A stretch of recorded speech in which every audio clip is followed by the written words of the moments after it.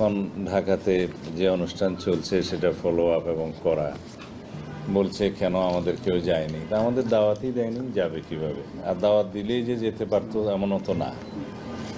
তো যাই হোক, এখন সব বিষয়ে ব্লেম করা, এটাও বোধহয় এখানকার অংশ হতে পারে, ব্লেম করা, ব্লেম গেম।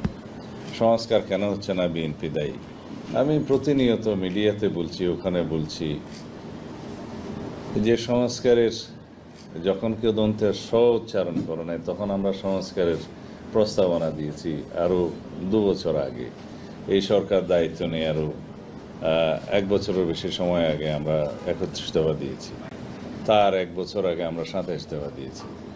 তারও প্রায় 6-7 বছর আগে 2016 সালে ভিশন 2030 দিয়েছি। এখন সবগুলো কম্পাইল করে ওই 31 দফাটা লেখার দায়িত্ব আমার ছিল। আমি যে বাইরে একদম বেকার ছিলাম তা ভাবার কোনো কারণ নেই। তো ওই কাগজগুলো যখন ছিল তার মধ্যে আমরা সবাইকে অ্যাকোমোডেট করেছি। আমরা গণতন্ত্র মঞ্চের 35 দফা সামনে নিয়েছি, আমাদের আগের কাগজগুলো সামনে নিয়েছি। ন্যাশন ওয়াইড আমরা বিভিন্ন শ্রেণী পেশার মানুষের সাথে কথা বলেছি, তাদের মতামত নিয়েছি, তরুণদের সাথে কথা বলেছি।